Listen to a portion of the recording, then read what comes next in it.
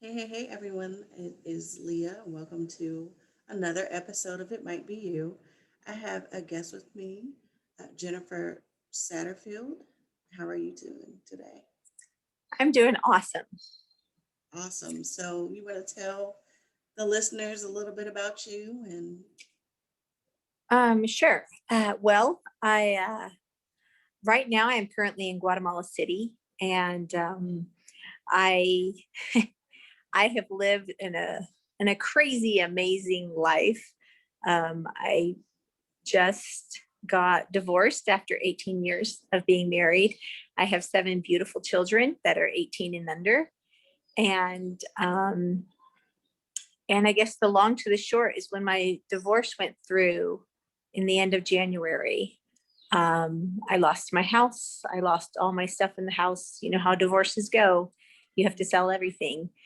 And in the end, I ended up with my passenger van and my seven kids. And and I was pretty mad and super defeated when I had to sell my dream house in Texas that had our pool, the parties that we did at the pool house and the basketball court that we played pig at. And when I closed the door on my house to give it to the new owners, I just kind of crumpled down, and I said, and I kind of yelled at God. And I said, I did everything I possibly could. I was a good mom. I was a good wife. I helped my husband achieve all of his dreams. And now here I am. What do I do now?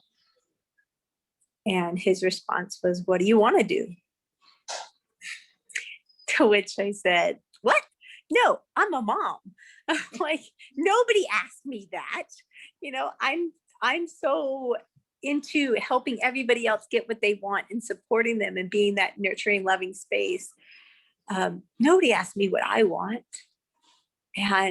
but God was asking me that. So I said, I've only had one dream in the past 20 years. I wanted to take my kids world schooling and on a mission to another country so they could get outside of themselves and so they could learn how to see and love other people with a pure charity and get out of their own heads, because most of my kids are teenagers, so they're very much in their heads. yeah. And I said, Pat, that's been my only dream, but I can't exactly do it without a man beside me.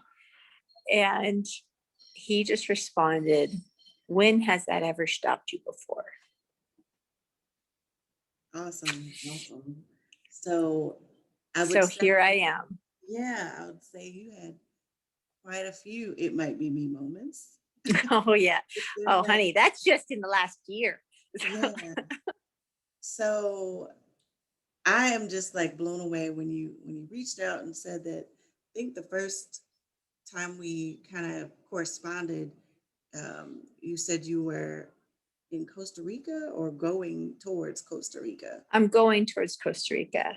Okay, so how many stops do you have planned? I Um, don't. Here? Oh, awesome! So you're just That's a really well. I do. Hold on a moment. Um, there. I was actually in grad school. I was trying to get a master's in counseling and marriage and family therapy in an attempt to save my marriage and make everything work out. And last May, when I was finishing up my degree, um, that's when I kind of opened the door to my husband. And I said, yeah. And I love our life. I love our family. I love it all. This is my heaven. You've given it to me, but this is your hell. Mm. And I'm like, go find your heaven, babe. And and that's when I kind of hit my point of I had to recognize that I had to love and honor myself enough and love and honor him enough. I had to love him enough to let him go. Yeah. and to break through that codependency that we had in the past of me trying to influence and control his happiness and his joy. And I had to let him own it. And I realized from trying to get that degree in counseling that I suck as a counselor. I'm a terrible counselor because I actually got kicked out. It was my last semester. I only had like one class left, and I got kicked out because my supervisor, I went into my supervisor and I was like, so how do you discharge people when they're done? And she's like, what? She's like, this is therapy. They're not done. And I'm like, it just goes on and on and on until they just stop coming. And I'm like, well, I have a bunch of clients that I'm seeing that, I mean, they come in and we just shoot the bull. I mean, the problems that they came in for have been resolved. And I'm like, so I really feel like I'm wasting their time and wasting my time. And she's like, what? They can't be done. And so she looked over some of my tapes and she's like, you are doing way too much coaching. You are coaching, you are not counseling. And she got very, very upset and reported me to the dean. And yeah, so either way, so I got kicked out because I suck as a counselor, but I'm a really good coach. And all my therapy clients were, well, not healed, or were resolved through my coaching in like 3 months time instead of the 6 to 9 months. Yeah, or even longer. So that's when I started life coaching. That's the long story to how I started becoming a life coach. And because I'm like, okay, well, apparently I'm really good at this. So I started life coaching. Then that was a year ago. When I got kicked out is when I told my husband, I'm like, go find your joy, babe. And that's when I started my life coaching business. And that alone, to be able to tell your spouse of 18 years to go find your joy, that is an immense amount of strength. So I commend you for that, because a lot of people would not be able to do that. They would just keep staying in that comfort zone. Yeah. It was so scary, but I mean, the tipping point was I was in church, like almost all women who go to church every Sunday, or go to church on Sunday, and they sit there and what do they ask for? Please, Lord, what can I do how can I love my husband more to help him embrace and love the kids, to help him love our home, love our life? Like I know so many women, like one of the main prayers they pray, with the main reasons they go to church, is how can I help my family be happier? What can I do to love them more? And I was setting that up, and I just felt Spirit loud as day say, can you love them enough to let them go? And that's when I had to confront the fact. I'm like, what? No. You're supposed to tell me something I can do. You're supposed to tell me something I can change. You're not, so that I can still contain control, so that I can get what I want, which is happy family. But when I got that answer, I had to get real about my comfort zone. And I had to get real about what I was saying was love was sticking together. And that's when I had to own the fact that I was so scared to be a single mom of 7, that my fear was obligating him to be there. And, I kind of thought he'd go out, he'd get it out of his system, and he'd come back and be like, oh, I love you guys. I miss you guys so much. And I'm going to embrace this. I'm going to make this my heaven. I'm going to work on this and stuff. That didn't happen. He came back and he said, thank you. He said, thank you so much, because you had the guts to do what I wouldn't. I didn't want to be that guy. He's like, I love you. He's like, I've always loved you. And hello, he spoiled me big time. We had an awesome marriage. It wasn't broke. It was just complete. And he said, thank you. Because I would never have been that guy that left his wife and 7 kids. I would have gone through hell and just hated my life. And so yeah, I had to own my fear. And you did it in a big way because not only did you end your marriage, but then you decided, I'm going to go travel and allow my kids to see the world. I remember I've been to Mexico and Honduras, and Mm-hmm. it was an eye-opening experience for me because I realized how spoiled we are as Americans. Mm-hmm. Um, and had I been able to experience that as a younger child, Mm-hmm. um, I say I'm charitable anyway, but I don't even want to, I can't even imagine how it would have been. So I think it's commendable that you're taking your babies out to do this. They're going to be such amazing little women. Seriously. I hope. I hope. Oh, they I will. hope. That's They kind of will. my intention. That's my intention of doing this. Um, but you know what? It's really easy when you don't own anything in the US and you're getting peanuts for child support. So Yeah. so it was kind of just, it was that serendipitous time of and I wasn't like for sure gung ho. I mean, when he said, you know, when has that ever stopped you before? I was like, okay, yeah, I'm not a girl of excuses, but I'm like, but what the heck? I can't do that. I'm a single mom of 7 kids now. I can't take my kids to a country where they don't even know the language. I'm like, that's either crazy or stupid or brave, or I don't know what it is. And the next answer I got was, if you can find the courage, then you have my blessing.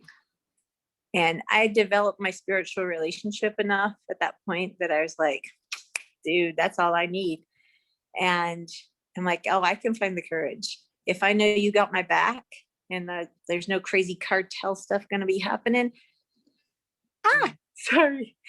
I'm like, then let's go. I don't own anything other than my van and my kids. So I don't have anything to take care of. I don't have anything to box away or maintain. It just, and my oldest is graduating. So it was kind of just everything kind of lined up. And honestly, I didn't have a plan B. I mean, child support, the place I would have been living in some tiny ramshackle place living on my child support. So, and it's way cheaper down here. So, Yeah. And I can only imagine. I know just from us doing the traveling that we did, we took um, our 2 individuals that live with us. I don't know if I don't think I told you I'm a sponsored residential provider for 2 differently abled men, and uh-huh. they had never. One of them had never traveled at all, never been outside of the U.S., never even been outside of the state of Virginia. So we did Mm-hmm. it big, and he got to go to Florida and Mexico and Honduras and Belize. I think we went out one other place, but I can't remember. And so it was just an overwhelming thing for all of us, but especially him because he can understand how privileged he was at that point. Mm-hmm. Um, It's especially when you're differently abled, yeah, because you feel like such a victim because you're so different from everyone else. exactly. So, what a great opportunity you had to do that. Oh yeah, Honestly. it was a blessing because it made me look at the world differently, and Mm-hmm. being able to be in these men's lives in the way that I am is just a blessing in itself. But to be able to give them such an experience that, able-bodied people or people that are deemed normal would not be able to have was amazing, to see it through their eyes. So I can only imagine being able to see your babies having the experiences that they're having right now, and how are they adjusting to traveling and experiencing all these new places. Well, they're practicing Spanish more than they used to. In the beginning, they're just like, we're just not going to talk to anybody or do anything. So I solved that one by staying in a hostel in San Cristobal. And in the hostel, they had to speak Spanish. And like, I've slowly pulled some things back. So anything they want, they have to talk in Spanish. Like if we go, like we have a little credo, we get ice cream every day. Okay. That's just our way of self-nurturing. And so, but I refuse to order their ice creams for them. And I'm like, you want ice cream? You got to order it yourself. And in the hostel, it was a bed and breakfast. And so in the hostel, they had to talk to the cook and tell the cook what they wanted. So even though and we had been practicing Spanish for a while, for a couple months. And because that's how you world school is. Usually you study a place, you study everything about the place, the history, the geography, the language, the everything. And then you go to that place and you live there for a little while. And so we had done that, but it's still different trying it with a native speaker rather than talking with your siblings and things like that. But they're getting into the groove. And in my life coaching, I teach manifesting. So we don't, our tagline is, the girls created a YouTube channel called Perfect Chaos Costa Rica. And so they're recording how we kind of manifest, and we ask God for certain miracles, and then how they come back the next day. So our tagline is kind of, we're not lost, but we don't know where we're going. I love that. And I just, like I said, I think it's just amazing that, you guys have taken this journey. Because you said your kids are 18 and under. So how young is the youngest right now? The youngest is 4. Gracie. Okay. Yeah, you saw her. She's 4. Yep. Yeah. So what an experience to have at that young age. Yeah, she's probably having the worst part of it, because the older ones are mature enough that they can own their own emotions. But yeah, she's the change in location has been kind of hard on Grace, but we've also done so many amazing things. I mean, hello, they get to pet monkeys. I mean, exactly. That is, how fun. That's like, so after, like, do you have your you will exit plan, or I don't even know how to say it. I know you're going to do it for a year. no just winging it. No. Just gonna I am just, well, as my girls say, God spoils us. And I'm just here, and I'm completely focused in every day we get up and we ask, okay, where should we go? What should we do? Is there somebody we can bless? Is there something we should learn?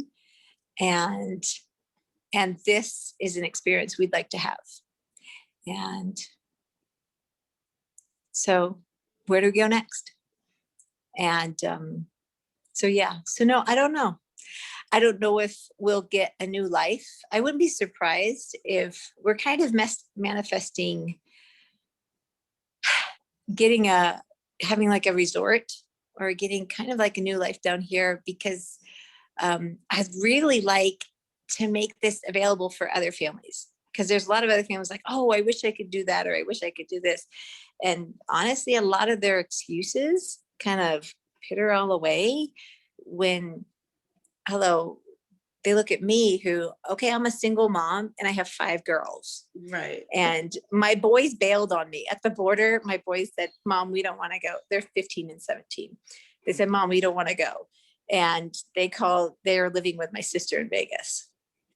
And so it's one of the things, oh, well, I've got littles, or I've got too many, or I've got, this or that or whatever. And I guess that's kind of the dream, is I would like to have a world schooling kind of resort where people can come down and just have an awesome cultural immersive experience and learn about all the beautiful things about Latin American culture, and dance the salsa and play mariachi, and hike the waterfalls and serve the people, and just have this awesome, cool experience.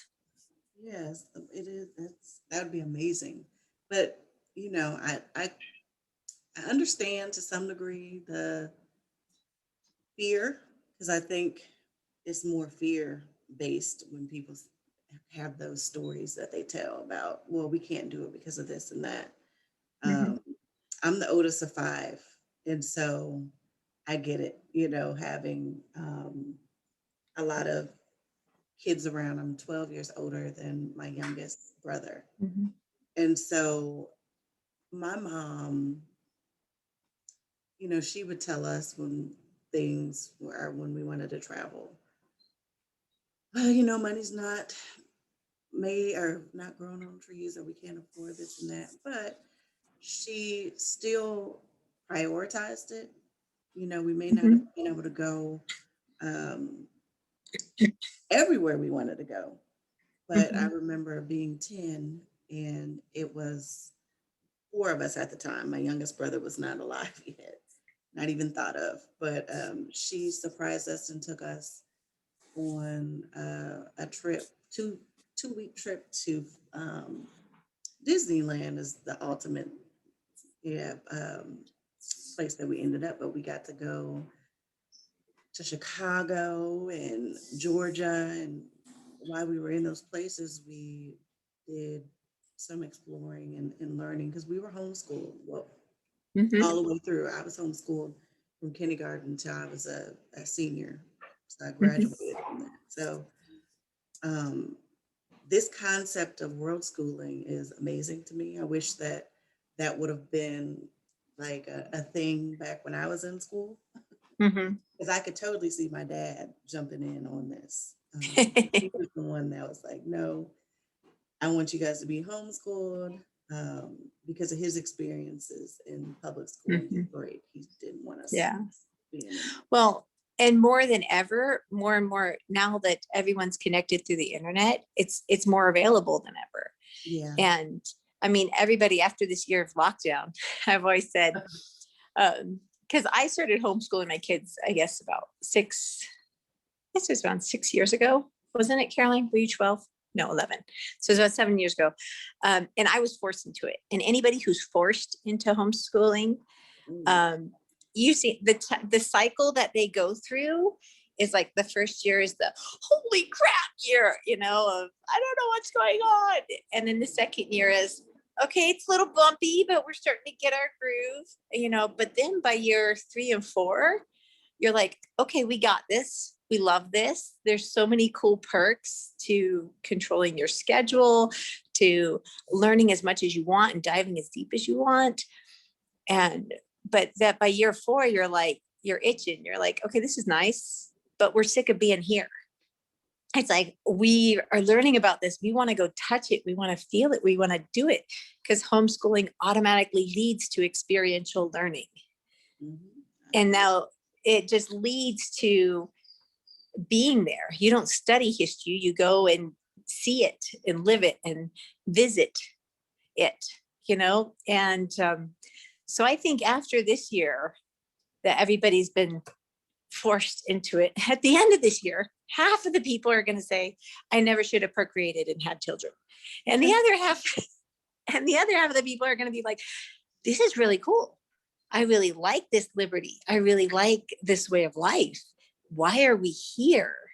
And in about 4 years from now, I can see homeschool tourism is what you could call it, or world schooling, being massive, Yeah. because mom and dad can work from wherever. So why not go and stay at a resort in Costa Rica, and on the weekends do trips and experience the country?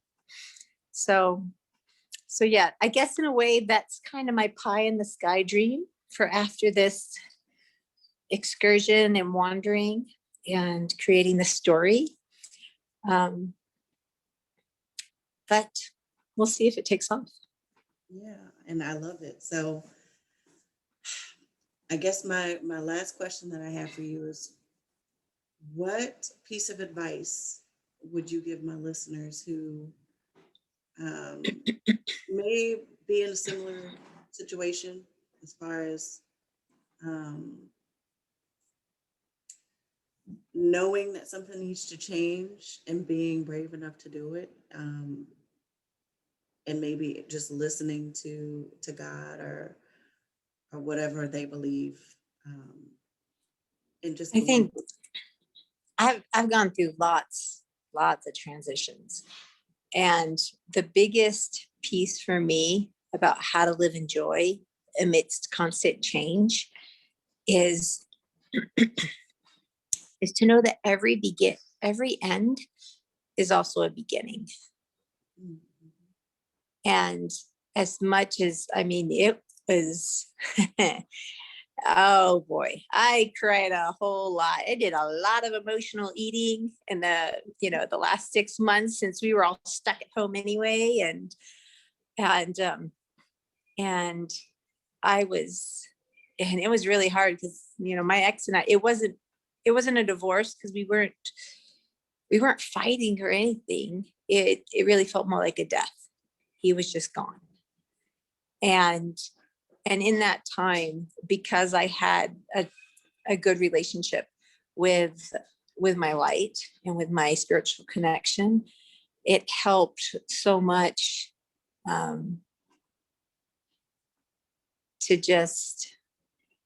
to listen and to believe. Because a lot of times I feel like we get the light, we get God giving us a seed of hope, but we kick the seed of hope out instead of taking it and planting it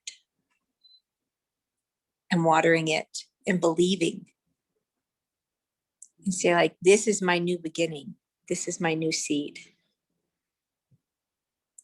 And getting excited about what's going to come from that seed. Yes, that is amazing.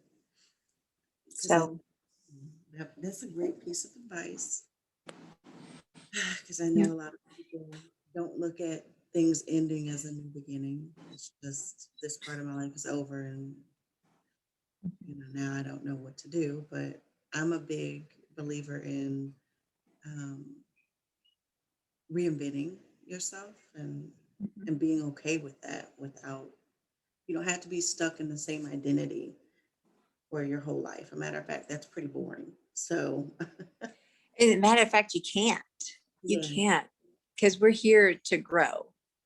We're here to grow. I think that's the worst false advertising in the world, is if you're sitting there saying, okay, you're gonna having life expectations sometimes of, my life is gonna look like my parents' lives, or it's gonna look like, I do A, I do B, I graduate from high school, I go to college, I get married, I have kids, and then I become a grandparent. Like, the yeah, stepstone is the biggest false advertising in the world, it is. because that's not your life is about your growth. And and the thing is, people when my kids sometimes say on the YouTube channel, God spoils us, is because they know that, they're like, well, God does spoil us, but the thing is, he doesn't give us what we want. Well, he does a lot of the time, but he gives you what you need. Yes. He's always giving you, the more you embrace what you need, then the more he can give you what you want, because you're not fighting what he's giving you already. then you open up to, okay, give me more. I accept what I need. I accept this beautiful curriculum. I accept this growth. And then he can give you the beach house for free for 2 weeks. Yes. How amazing is that? So yeah. Yeah.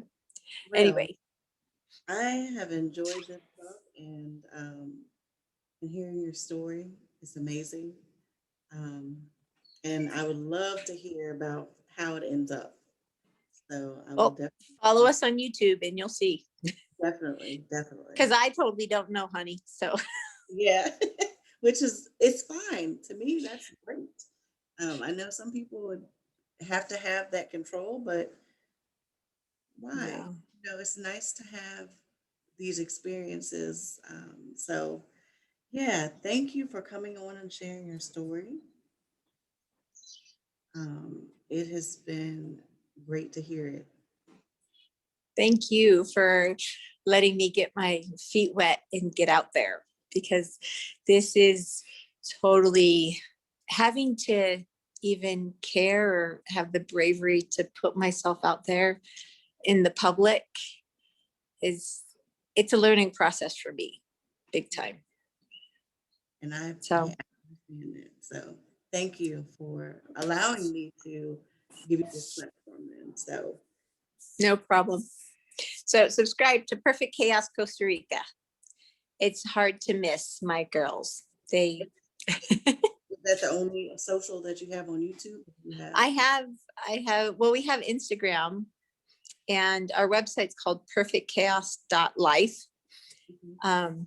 My coaching is under IB Joy, Okay. ibejoy.com. And yeah, that's where that's where my coaching portal is. But so yeah, Awesome. so that's just me in a nutshell, trying to do my thing as best I can. And you're doing a great job. Don't think you're not. It's a big deal what you're doing, and you're giving these babies an amazing experience. So Yeah, thank you for coming on um, and sharing you and your light with us. So no problem. Take care, and kudos to you for having the courage to start this podcast and step out there thank you. and share this. You're not alone with the rest of the world. Thank Way you to so go, much. girl. Thanks. All Take right. care. Bye-bye. Bye.